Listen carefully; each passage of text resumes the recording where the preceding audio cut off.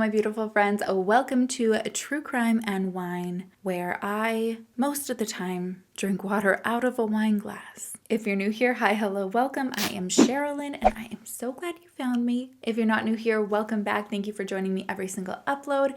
You know I love and I appreciate you so much. If I could reach through the screen and just give you big squishes, I would. Got some exciting things coming up. I just want to let you know that I most likely will not have a true crime case for you next week. I will have a viewer submission upload and hopefully a reaction video for you. I am going to be traveling next week. First, I will be in Vegas for a couple days, and then I am heading over to Minnesota to go to a rally in honor of David Elmquist. We are doing a Justice for David rally. If you are in the Minnesota area or anywhere close, I would just love to see your support there. I'd love to see your face there. I'd love to give you a big hug, meet you in person. So yeah, I will be there on the 22nd, Saturday, October 22nd from 1 p.m. to 3 p.m. and we are going to be at the Minnesota State Capitol. I have all of that information on my Instagram. I think I've also posted it in the community tab on YouTube. So if you're coming, please let me know. But yeah, next week will be very jam-packed. So I will see you the following week for the next true crime video.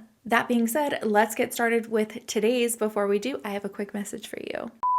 Thank you so much to one of my faves, HelloFresh, for sponsoring today's video. I will never get over talking about my love and appreciation for HelloFresh, not only for supporting the channel, but for their top-notch quality food, ingredients, and recipes. Fall is upon us, and I really never realize every season how busy fall can be. And it's when we're trying to coordinate with like our other friends that we realize all of our schedules are a complete hectic, chaotic mess, and we're just so used to being spoiled over the summer to see each other more often. So the last thing I want to do is really stress about dinner or breakfast or lunch. These are pockets of time that I could be using doing other things that I really love and miss during the fall, like wine dates or pumpkin carving or hitting up the haunted houses. So through the years, as I've used HelloFresh, I am starting to now find different ways to utilize the meals. I always used to be like, okay, I don't know why I just always was focused on HelloFresh being like a dinner thing. I mean, besides the obvious, I mean, they have breakfasts that you can order now and desserts and snacks and stuff like that. But I always thought of the meals that came as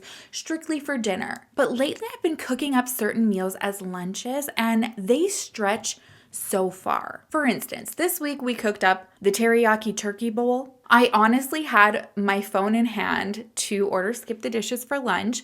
And then I thought, I'm literally gonna order pretty much exactly what this is. It's a nice lean protein that I like for lunch, nice little jasmine rice, and then I've got my assortment of vegetables, especially bok choy, which gives that nice like fresh crunch. And I also said to myself, by the time the skip the dishes order comes with the astronomical delivery fees, I would already be done making this, probably be done eating it. So Big Eye and I and Choo Choo, we whipped it up while Revy was asleep, and it was a hit for all of us. It was the perfect lunch. When Reverie woke up, she devoured it, Oriana devoured it, and it's nice because the kids are still young enough that we can stretch like an extra meal out of it. So I put that aside in the fridge. I had the intention of eating it the next day. We all know Big Guy doesn't have leftovers, but we ended up giving it to the girls. So I really love doing the family bundle for that reason. It saves cooking, saves money, and who doesn't love just reaching in the fridge and whipping up something really quick when your kids are just so hungry they're turning into little hangry monsters. Another hack I thought about that I was really excited to share, even though I can't use it because I've got kids, but if you use the family bundle and let's say you're just a couple and you don't have little ones, or maybe you're even single, you can stretch out that family bundle so far. I mean, there's essentially 4 meals in one meal. So you could meal prep for the week, your lunch and dinner. Don't forget, you can also swap out proteins and sides. So if you see something that really calls to you, but you want something substituted, you can do that. Every week, HelloFresh has over 30 recipes to choose from. Right now, they're really honing in on the hearty, savory fall flavors. Personally, I'm really excited for the scallop butternut squash risotto. Literally salivating right now. I mean, they really do just get better and better. And I love now that it's easier for customers to customize and enjoy. Well, that's super embarrassing. I just tried to give you guys the wrong code. So now I'm coming back to give you the correct code. Future Sherilyn is saving the day. If you want to try them out, head on over to HelloFresh.com and use the real code Sherilyn65 for 65% off plus free shipping. Once again, that's HelloFresh.com and my code is Sherilyn65 for 65% off plus free shipping. Thank you again so much, HelloFresh, for not only providing the best customer service and catering to your customers' specific needs and palate, but also for your continued support on the channel. It truly means so much.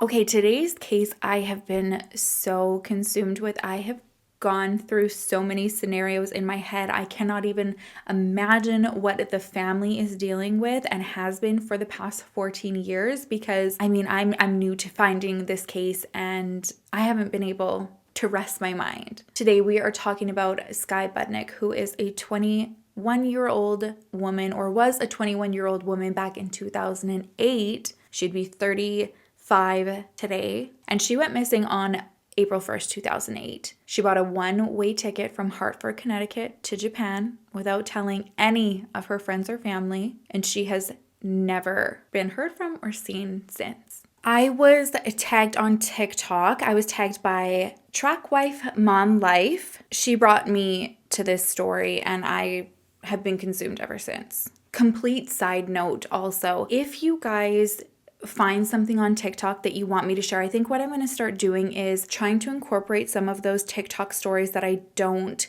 have enough to do a full episode on, and kind of do what we're doing with the viewer submissions and maybe even interweave them so we do a little bit of viewer submission mixed in with some of those TikTok stories as well. If you by chance are able to get permission from the family, please do so. But usually if somebody's putting it out there, they're really wanting to get some attention for it anyway, so you could even tag them when the video comes out and they can see that we're really trying to help amplify their voice. But yeah, I'm just kind of trying to think of how I can get all of these stories that you keep tagging me on, Facebook or mostly TikTok, and sometimes I'm not able to get enough information, but I would still like to spread awareness and bring it to my platform. So if you guys could, the easiest way to do it would be if you could save the video and either upload it on a Google Drive and just allow me to have access to it, or send it to me on the Sherilyn Stories Gmail so that I have it all in one place. I know that's super confusing, but I'm sure we'll figure out something a little bit easier to streamline. But that's kind of where my thoughts are right now, because there's a lot that you tag me on and there's a lot that I'd like to share, and I think that is probably the best way that we can do that. Sorry, I went off there for a little bit, but I wanted to let you guys know that that's the plan. So TikTok is how I found out about today's case. And I was tagged in a video that Skye's sister Megan made. And the video in particular that I was initially tagged in was a video where it was Megan's birthday, and she asked that her only birthday wish was for people to share Skye's story. And from that initial video, I was roped in, and I have been consumed ever since. I have watched all of Megan's TikToks. I've listened to every episode of her podcast, and I don't even know how to start with the connection that I feel to Megan, Skye's sister. She has been so honest in explaining why she started the TikTok looking for answers for Skye's disappearance, but in the same time also very honest about protecting herself and her mental health and her boundaries. And it's really so incredible to hear somebody be so raw about that stuff. This is something she's been doing for 14 years in her life, and it's about trying to navigate and not move on, but move forward while still being stuck in that place and wanting answers, and being open with the mental health aspect and just knowing those limitations. I really can't do justice just like trying to explain it verbally. You have to check it out. You have to go to her TikTok. Her TikTok is Megan LeBron and her podcast is Surviving Skye. I can't believe that she's never done a podcast before. She is so well spoken. She has such an easy voice to listen to. She condenses her episodes so they're very easy to digest and follow, and you do end up just wanting more. So because Megan has so much out there, and she has, shared on her TikTok that she doesn't always get back to people when they ask questions and stuff like that because, boundaries, and she can only handle so much. She's already provided so much information. So I have everything that I need to be able to help amplify her voice, bring it to my platform, share it with you. And then you guys, you do your thing. You go and send her all the love on TikTok. Tell her you are a Sippendale. I sent you. Tell her you are there for her. And go and listen to her stories. Go and listen to everything she posts on TikTok. She's phenomenal. And make sure to go and check out her podcast. Like, just hearing her voice. I get it when you tell me that listening to me soothes you, even though it's like a heavy topic. I totally got that from Megan. I really hope that you all know how much it means when you do things like that, when you go and you send a message of encouragement and support, and when you let somebody know that they are valued and they're being heard. Just your words of support are so powerful. And that's one of the things I love so much about all of you. I know that I can always count on you to go and just spread the support and love. What I do want to just put out there, I know that I don't really have to. For the most part, our comment section here is just always so uplifting and supportive, especially towards victims and family members. But I do just want to remind everybody that may be new coming across the channel. I absolutely do not tolerate anything that could be hurtful towards a family member or a friend or a loved one or a victim. Even just assumptions that are condescending. Assumptions are okay to have, if you're kind of trying to brainstorm as far as what might have happened. But if there's finger pointing or victim blaming or family blaming or anything like that, I delete them. It's very, very common for family and friends to come across a video that is made about their loved one and they read the comments. So please just think about that. Think about if it was your loved one, and think about, what you would want somebody to see who actually knows who we're talking about. That being said, let's talk about who we're talking about today. That's Skye Budnik, and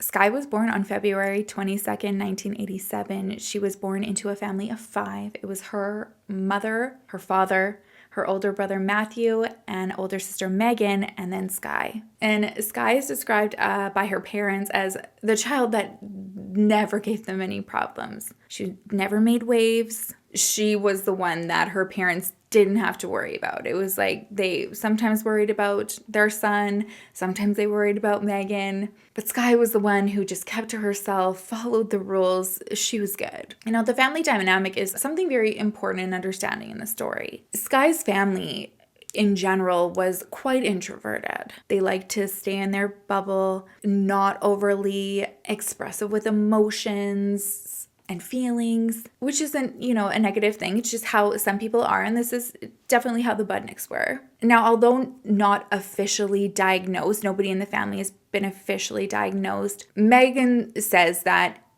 there are qualities from each of her family members that presents characteristics of being on the spectrum. Even Megan herself says that she can see that in herself, although she, out of everybody in the family, definitely is the most outgoing. She had a group of friends that she'd go out with. She was always pushing the boundaries. She's also the only one in her family who's had a cell phone. And then Skye and her brother Matt, they definitely kept to themselves and hung out with each other. They really had a shared interest in video games and stuff like that, so they bonded over that. And it's not that Skye never wanted to, go out and have friends. She definitely wanted to make those connections and wanted to have friends. It's just something she really struggled with. And when she would make a friend, that was the one friend that she really held on to. And then most often something would happen and they'd have a falling out. And her family says, looking back on that, it's probably because there were those signs of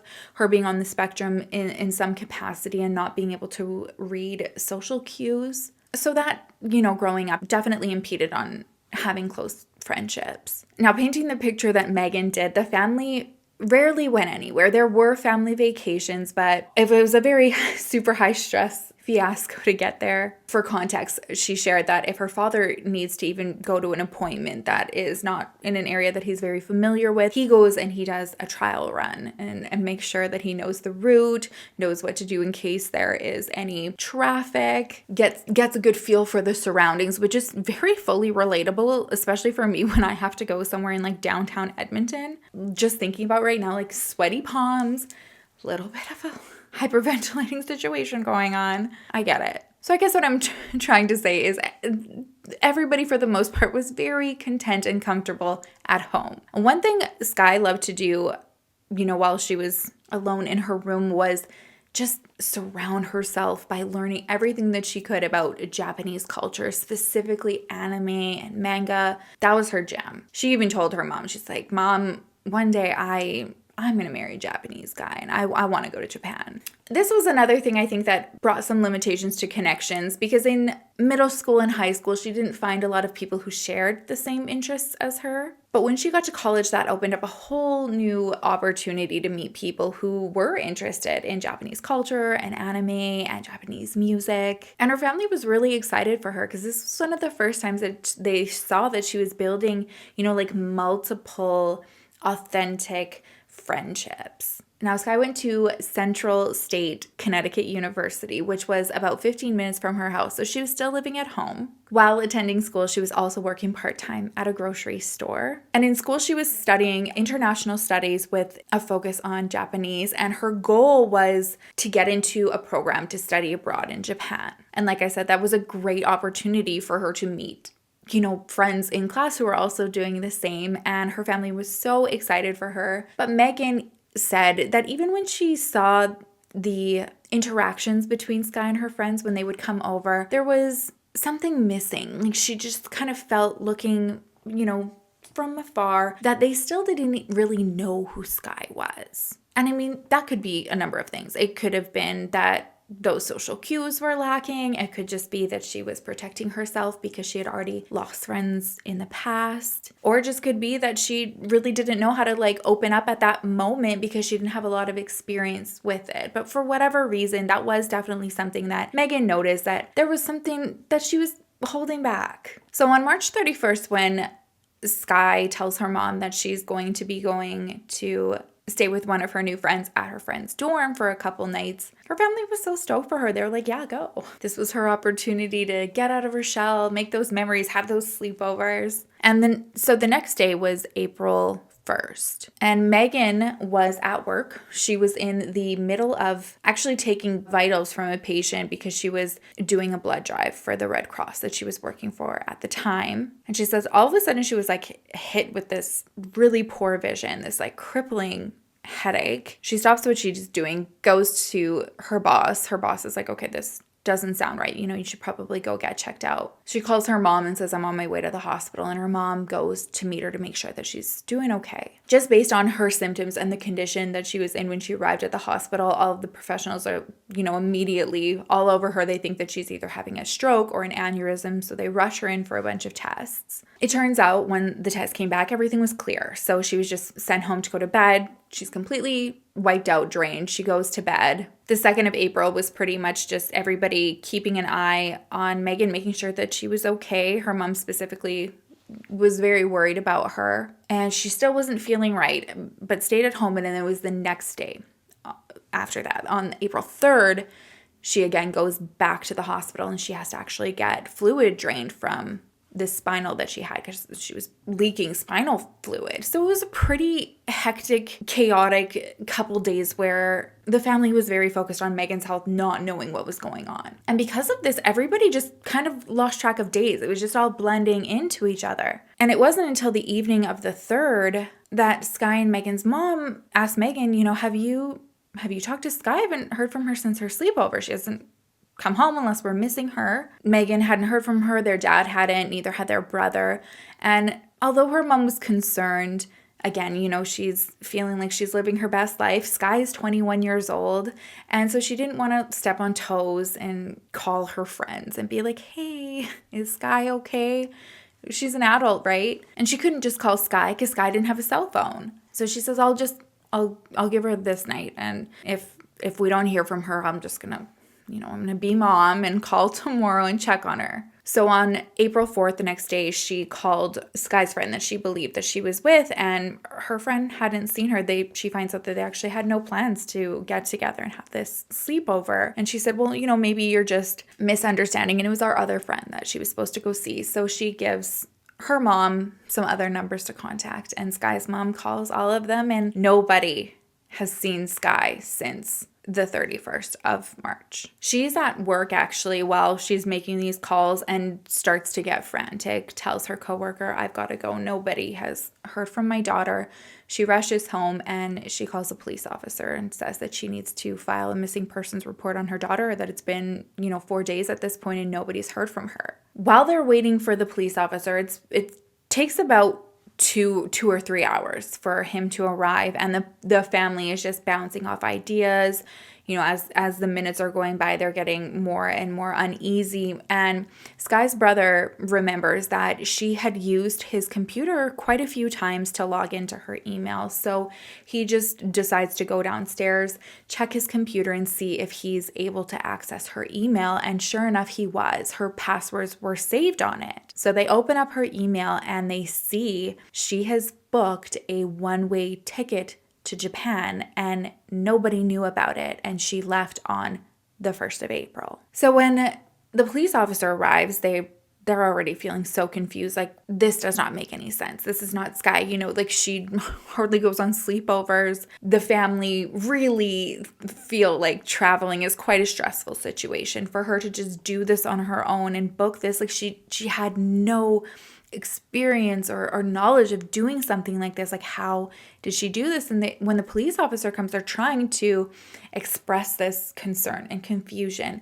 And, they're very honest and unapologetically raw when it comes to talking about their treatment by the police. When they first got there, they were definitely not taken seriously. They felt embarrassed almost because they were just being pushed away and like, oh, well, she's 21, it is what it is. But the way Skye's mom explains it is, yeah, she's 21, but really like intellectually and just like, based on having those connections and like being able to age socially, she almost was more like a 15 or 16-year-old, so that should be taken into consideration, and it really wasn't. So they bring this up and say, like, we've got this ticket, and he's just kind of like, yeah, well, she's 21 and she's allowed to go off if she wants to, which is true. But I think we were talking about this in one of the latest viewer submissions. Not everybody fits in a mold. Each of us are different.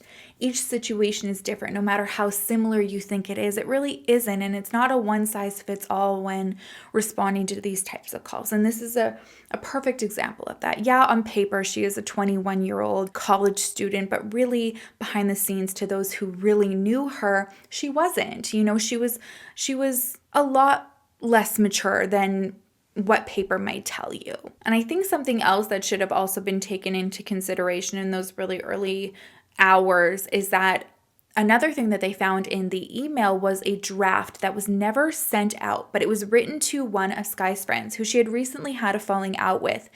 And the email had a very ominous tone. It wasn't quite suicidal, but it was almost like, I'm, saying goodbye here, gonna start anew. And she wanted to give away some of her possessions. And so she was gonna let her friends know where she could find certain things and who got what, but it didn't get to that part yet. So it was very unfinished. Giving all of this information, the suggestion from the police officer was to go to the airport and see if they could find her car. So without an escort or anybody, Skye's parents and her sister Megan and Megan's boyfriend at the time, who is now her husband, pile up in the family car and they go to the airport and they look for Skye's car. I believe this was at the Bradley International Airport, and Megan says, it probably sounds very overwhelming to be like, okay, like look at this sea of cars in an airport, but I guess it wasn't that big, or the parking lot at least wasn't. So they did check a few levels and they did eventually come across Skye's car. And when they looked inside, there weren't really any signs of something alarming. There didn't appear to be like a struggle of any sort. They did think it was really odd that her only jacket was still in there. So you'd think if you were going to go somewhere, you'd want to, travel with your jacket, but that was still behind. So they called the police and say, we found the car, and they're like, okay, great, you can take it home.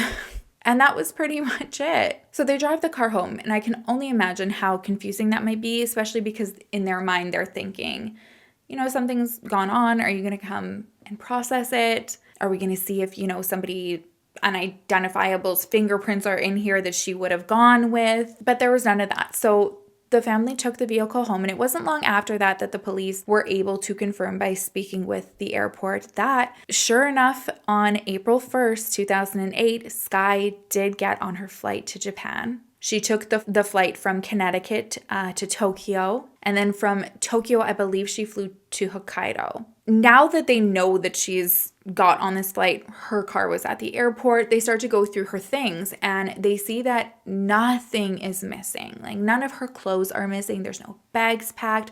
Like I said, the jacket was still in her vehicle. The only thing that's missing is her computer and her Nintendo DS. And the whole thing is just really overwhelming.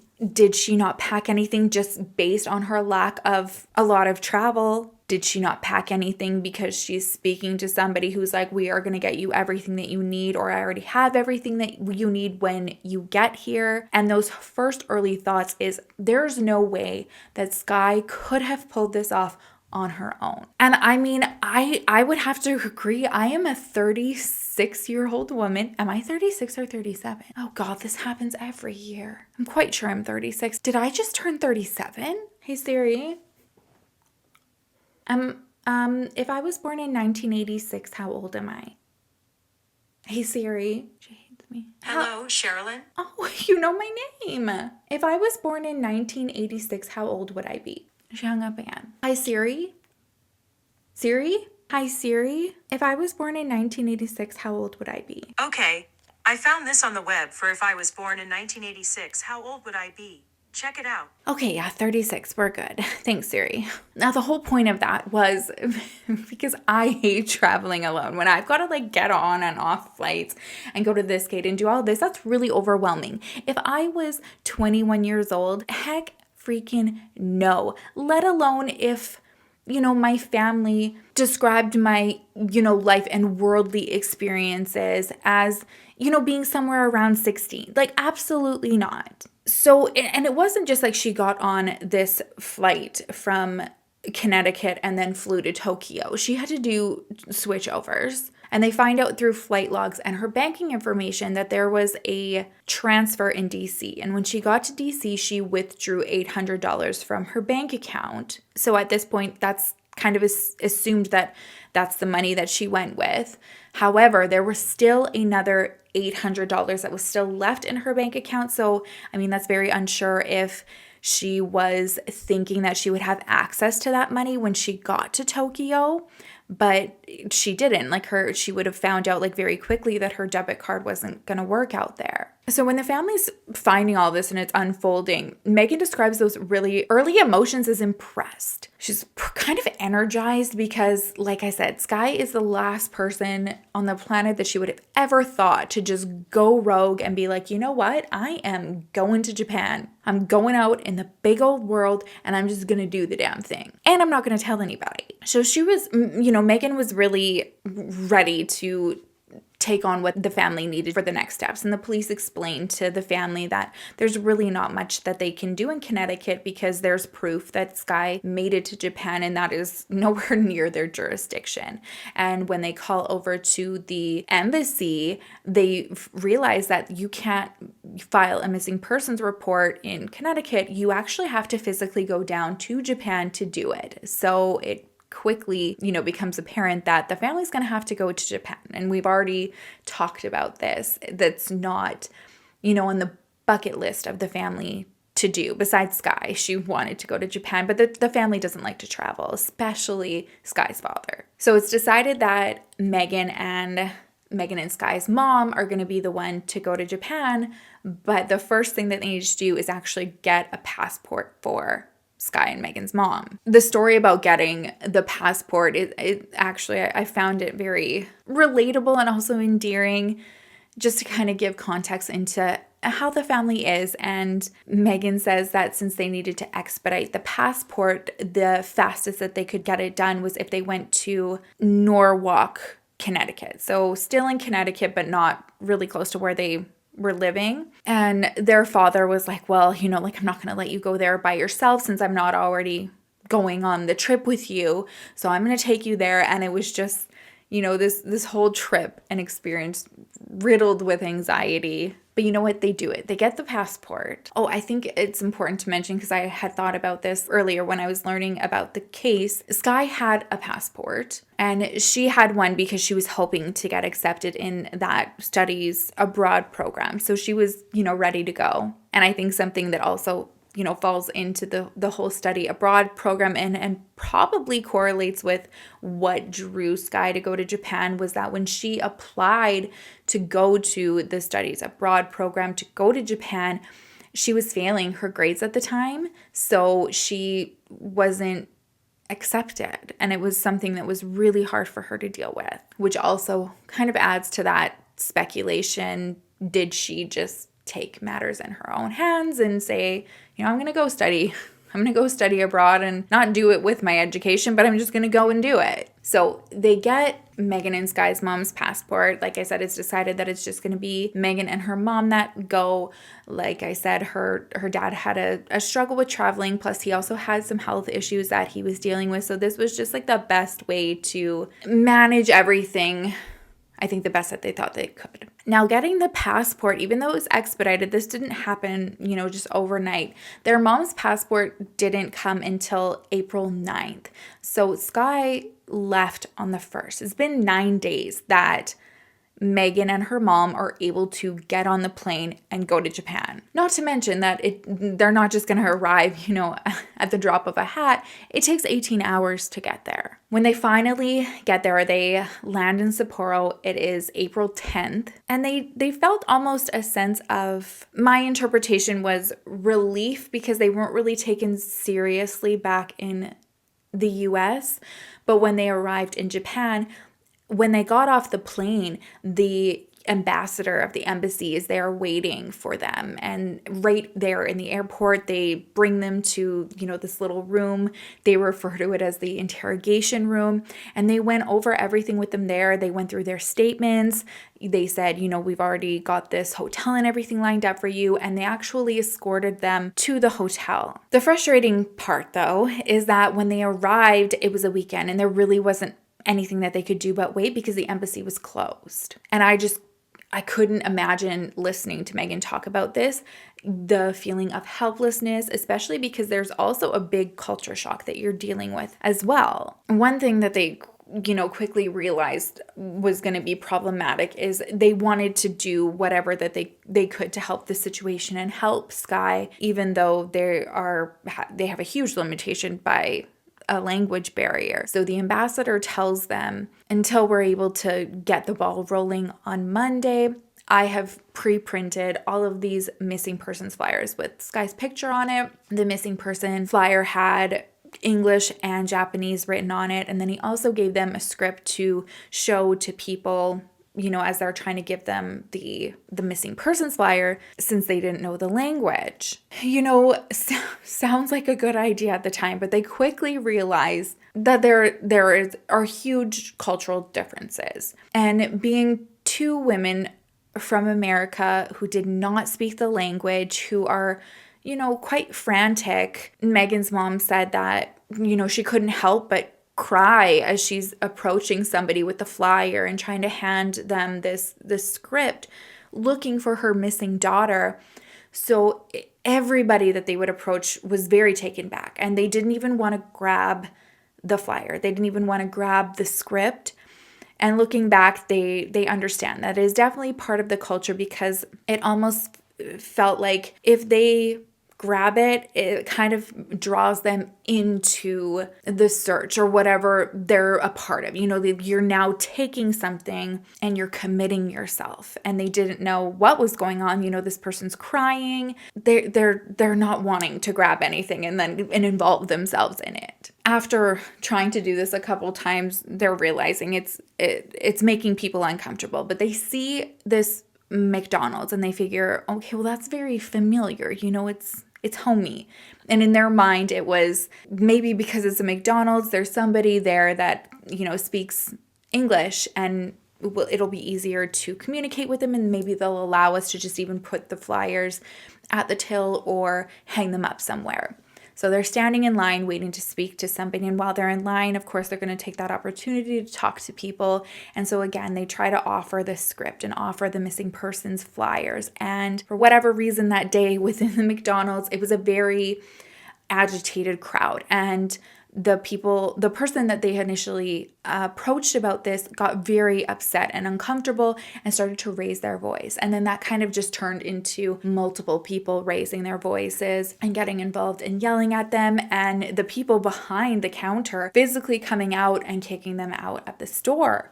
So at that point, Megan was like, Mom, we're done. This is making everybody uncomfortable. This is not what we're going to do. It's not helping us, and it's not helping Skye. She actually was feeling more confident about going out and going for walks and trying to get in the crowds because the very large majority of people in Japan are very petite. And Megan even says, like, even a very small American would look like a linebacker is the term that she used in her podcast in Japan. So she thought, Skye is 5'8". If we walk around and she's here, she is going to stand out like a sore thumb in the crowd. Let's just get walking. Unfortunately, it didn't turn up anything. They didn't find Skye, so they do eventually decide, the adrenaline has worn off. Let's go back to the hotel. When they get back to the hotel, Megan reaches out to one of the producers at MTV because at the time she was actually doing some freelance work with MTV. So she called out to think, if somebody's got some form of media connection, this is a really good one. And I think they've got a far reach. So she calls the producer to see if there's any way that they can reach out to a connection in Japan and have media come and meet them and try to get Skye's story on the news throughout Japan. So her producer says, we can do this. However, you're in Sapporo, and the most effective way to do this would be to do it in Tokyo because you're going to have a larger reach and you're going to get more eyes on the story. So on April 12th, they take a flight to Tokyo. And when they get to Tokyo, Megan and her mom, this is the first time that they kind of look at each other and question, why was Skye's final destination Sapporo? Everything that Skye embodied and loved about Japanese culture, it was in Tokyo. And Tokyo was also the more, westernized area where there were more English-speaking people there. She was learning Japanese in her studies, and Megan said that she probably could do pretty well getting around with her knowledge, but somewhere like Tokyo, she could probably do really well by, interjecting a little bit of English and Japanese here and there. When they arrived, they had to wait until the next morning for this press conference that they were going to do. So there was like this feeling of comfort being in Tokyo because they never got the whole obsession that Skye had with Japanese culture. But when they got to Tokyo, they did. They felt like very connected to Skye all of a sudden, and they wanted to go out and see it. Another thing that brought them comfort while they were walking around was that they felt quite safe. They were walking around pretty late at night, and there was never a sense of, okay, we've got to get back. Everything looked so beautiful to them. They felt invited. They felt comfortable and they felt close to Skye. So the next day, the press conference is going to be held, and Megan said she really didn't expect like this massive turnout or anything. She thought maybe, one or two news stations would show up. The hotel that they were staying at graciously offered one of their conference rooms for free to have the whole media come, and they were brought to the room once the media was all set up, and she said that her mom and her were just all of a sudden just flooded with emotion because they walked in and there wasn't an empty seat in the whole place. And when they stood up to speak to everybody, the care and the concern and the attention was everything that they were hoping for and needed from the US. None of the questions were condescending. None of it was, oh, well, she probably did this. They were just asking the most helpful questions that they possibly could, trying to learn everything that they could about Skye to really put out the urgency of finding her and make it compelling to somebody who was watching the TV and realizing that there was an actual need for urgency and not just like, oh, she probably doesn't want to be found, so don't worry about it. After the press conference, they headed back to Sapporo. This was on the 14th of April. And when they arrived, they learned that because of the media attention, there were 3 sightings of Skye. Twice she was seen at 2 different inns in Noboribetsu. That's about a 2-hour train ride, I believe, from Sapporo. The person who called those tips in were people who worked at the inn, and they said Skye checked in on the 7th of April, which would have been 1 week after her arrival. The other sighting was the cab driver who drove her, and between the cab driver and the people who saw her at the inn, all of their interpretations of Skye was that she was very pleasant, she seemed very happy, and she even told the people in the inn that her next destination was to go back to Sapporo. The only concerning sighting of somebody that called in that saw Skye was a gentleman who said that he helped her at a ticket kiosk to get a ticket. I don't believe either Megan wasn't sure if this was a ticket to get to Noboribetsu or where it was.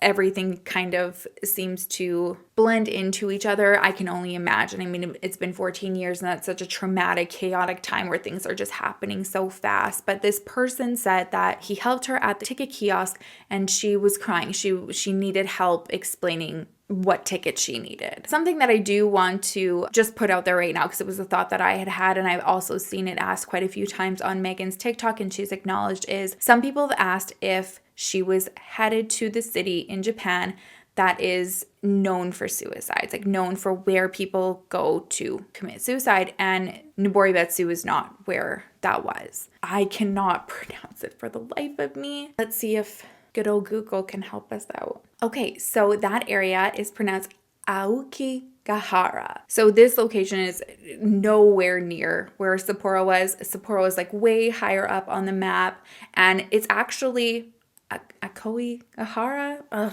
I just said it. When you look on it on a map, it's actually like parallel to where Tokyo is. So again, it would have made, if that was her intention, it would have made more sense for her to go in Tokyo and stay there, even though because she flew there and then she left from there.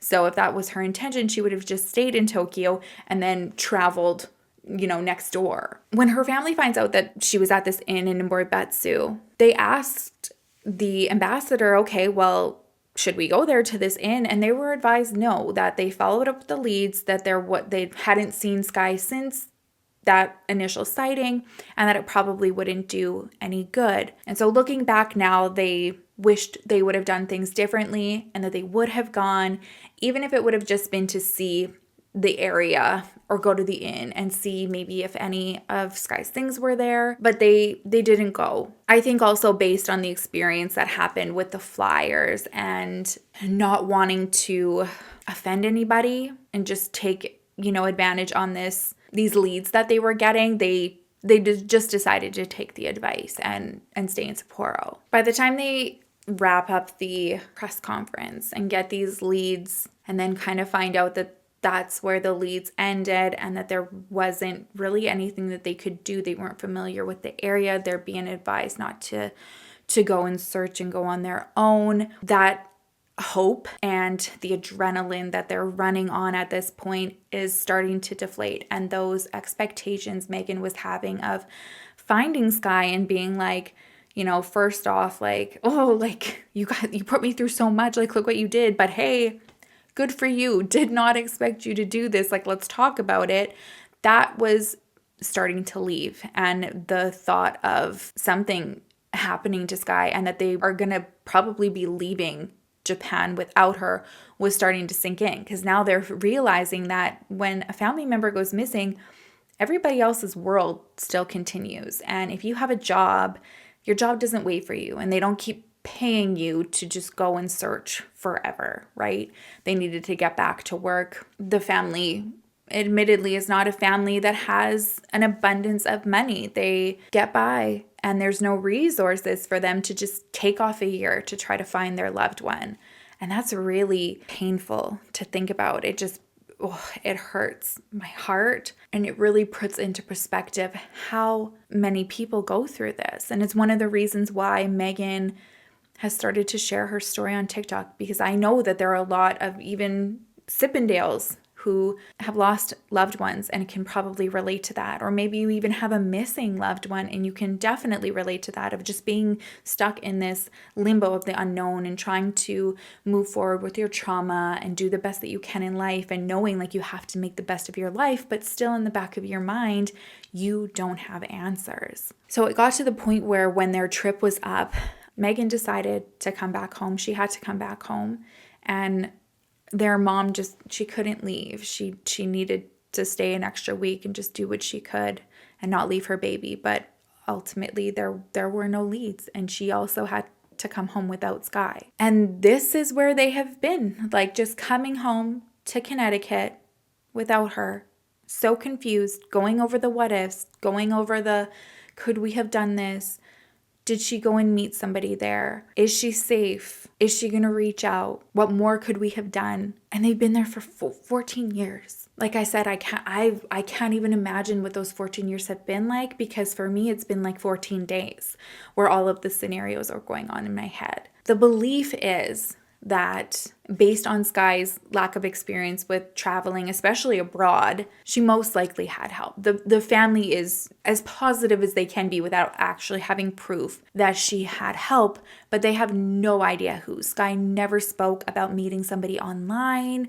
She never talked about a boyfriend. There was no indication that she was going to go and meet somebody that she was speaking to. One video that Megan talks about on her TikTok is a YouTube video that was done by Miss B Tarot, and she did a tarot reading on Skye. And Megan says, it was really intense to watch, and I watched it, and that was a full, accurate explanation. It was heartbreaking because it kind of led to everything that she was assuming, that Skye went there with perhaps under false pretenses. She, in her mind, felt like she was going to go and meet somebody that she thought she knew and could trust.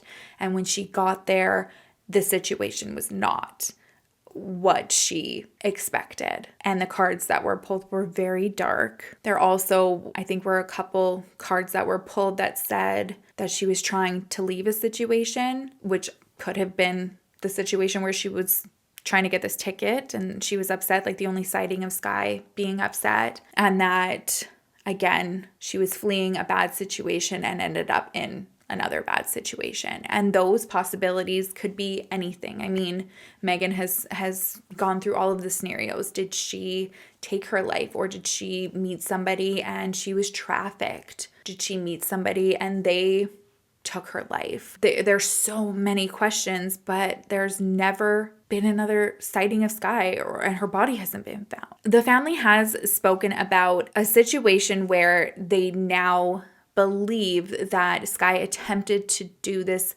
move in January, and she bought the ticket and didn't follow through with it. And what happened in this situation, though, was for some reason, I think it was like the airline or somebody contacted the house phone, because like I said, Skye didn't have a cell phone, so that would have been her contact number that she would have had to put on her itinerary.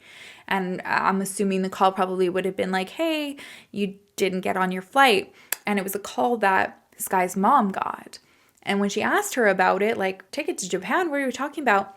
Skye said that she had done it. She was checking something out for her friend, and then it must have gone through as purchasing a ticket. And that was kind of like where it was left off. And of course, in hindsight, when you think back on things, you're like, okay, well, I should have known, I should have pressed harder. But I get it. Not only have I been there and come up with like the classic, like, oh, I did it for so-and-so. Oh, you found a pack of smokes in my bag? Oh, like, those are Sienna's, my lifelong friend. Everything was Sienna's and everything was my fault for her. So that's, I think, typical for, your family to just be like, okay, we'll take it. Even though looking back, you're like, okay, well, I should have known that it wasn't Sienna's, it was yours. And same with Skye, like it wasn't for her friend and it didn't make sense, but you're not going to think there, because especially just because of who she was. Like, she was so introverted and she was kept to herself and not experienced with travel. No one would have guessed that she just on her own would have gone to Japan. There was another conversation. It was actually the day before she would have left. Skye asked her mom to bake her favorite cupcakes. And at the time, no one really thought anything of it. Megan kind of looked at her like, well, you're 21 years old. If you miss the cupcakes so much, like, you could have been making them, girl. Like, the recipe's very easy. And regardless, her mom was happy to make them for her, made her the cupcakes, and she's sitting there enjoying them. And Megan says, like, she's kind of looking at her eating these cupcakes, taking it in, like, you're so weird. You can make these anytime.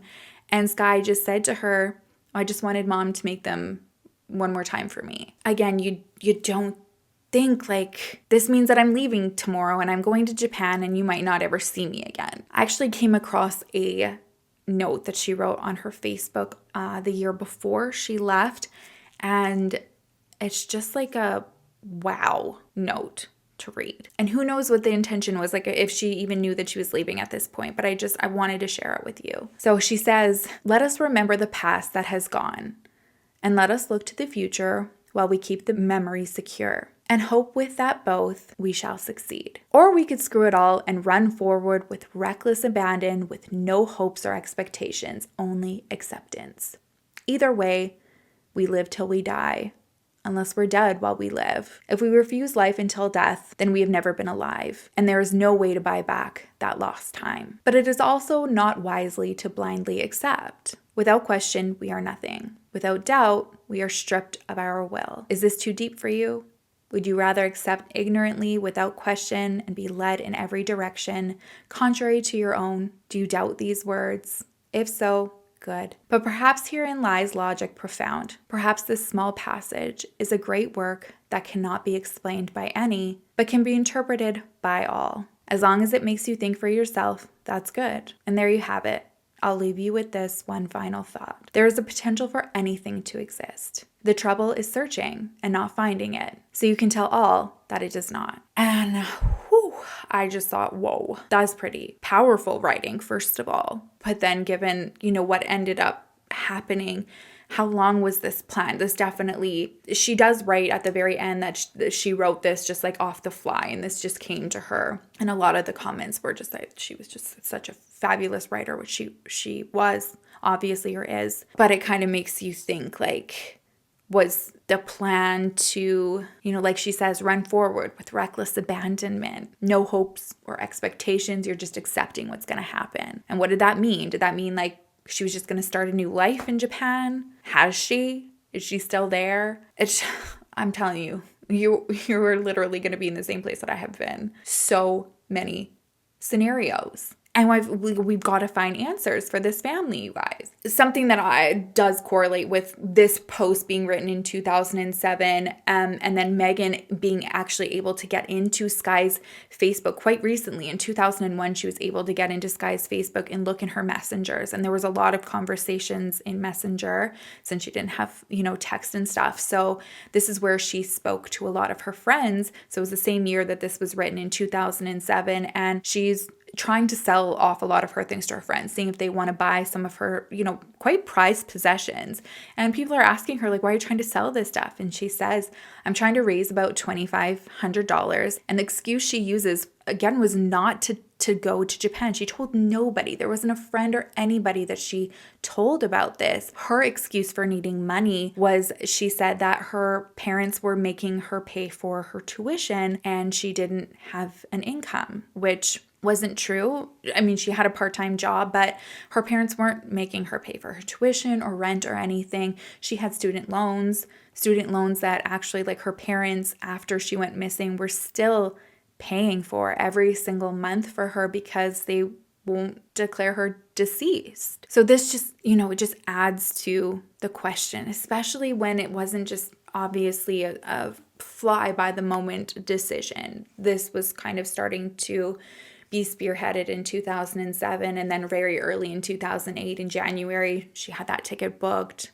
didn't go for whatever reason, and then finally made that trip in April. Megan says from that last meeting that she saw from Skye, whatever she was going to do, looking back, she had seen her so happy. That last day that she saw her, there was just this like happiness and this ease to her, which can mean so many things. Is she happy to finally just be going and doing this? This has been her lifelong dream to go to Japan. Is she excited and happy to meet somebody she's been talking to? I mean, maybe she was even happy to be going and taking her life if she was in a very depressive state, which her family has said, like all of them actually struggle with mental health and depression. So that also is very common, where people will say, in those last days of seeing someone, they've never been happier and you think that they're doing so well, but it's mostly because they're coming to terms with, ending the pain. For the most part, like I said, the family and even me, like just thinking about everything that they presented and put out there, the speculation is she was going out there to meet somebody, or somebody came to Connecticut and met with her and then they went together. There's some things that are a little bit like questionable in terms of how she got to Japan on a one-way ticket. So that would make sense if somebody came to get her, because then that person could take that responsibility and be like, okay, she's, coming back in 90 days. I'm responsible for the time that she's here and taking care of her, so that, she's not just going rogue and trying to infiltrate into Japan, because a lot of places don't really accept like a one-way ticket unless you've got a game plan and you're able to prove it, or you have like a work visa, which she didn't have, as far as everybody knows. But it's those types of questions that it completely racks your brain, and I can't imagine what the family feels like. And it's been consuming me, and I'm like, we need to go. We need to go to Japan. We need to take a trip and I'll help you guys. Let's go with Megan and let's go. But the family really, really has been left in limbo. I mean, to this day, her father has kept Skye's car. She had a 2005, I believe it was a Chevy Aveo. And Megan says that she drives it when she goes to Connecticut to visit the family.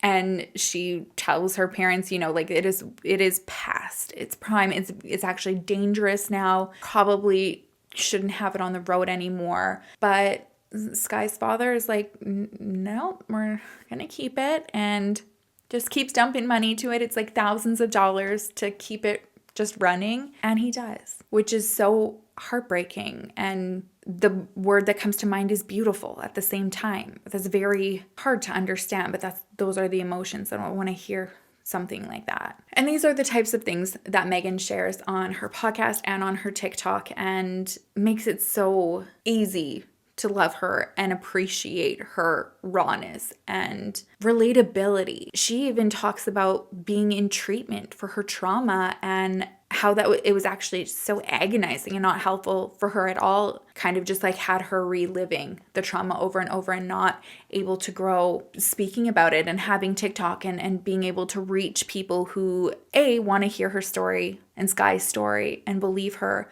but also where she can feel validated in those feelings and talk about mental health. And a lot of people can relate to that. I just appreciate her honesty and openness, and I highly encourage you to go over and send her so much love. Like I said, her TikTok is Megan LeBron and her podcast is Surviving Skye. I'm going to have both linked for you. I have seen a lot of people on her TikTok ask if she's had a GoFundMe, and she says that it's something that she really has thought about, but also something that she wants to be very realistic about, because it's been 14 years. So she doesn't really know what that looks like. Like, what does raising money look like? I'm not just going to want people to dump in a bunch of money and I don't have a game plan.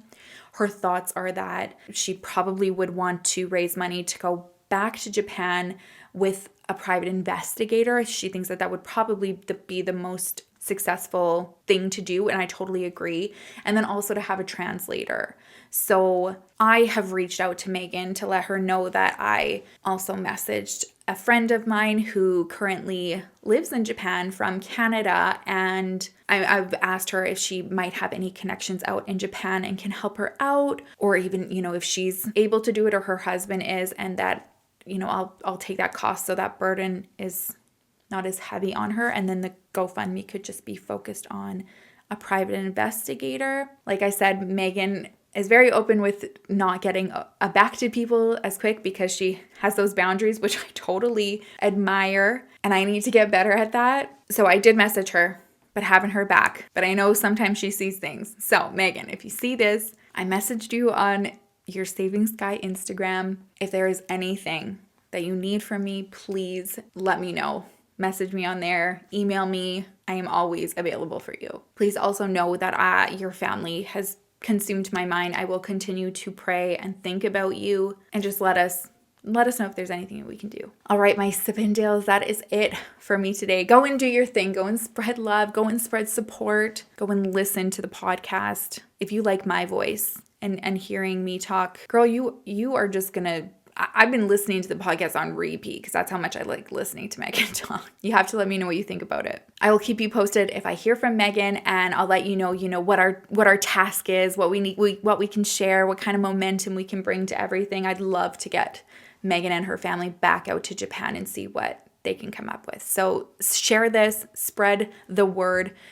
Do you guys already know what to do. I will see you in the next video. It won't be a true crime next week, but I'll see you in a viewer submission and hopefully a reaction video. Like I said, if you have any other TikToks that you want me to see, please try to save those and upload them into a Google Drive so I have access to them, or save them and email them to me, just so that it's easier for me to put it into a folder and get to. I love you so much. I appreciate you so much. I will see you in the next video. Miss you terribly until then. Make sure to love each other, love yourself, and I will see you soon. Bye.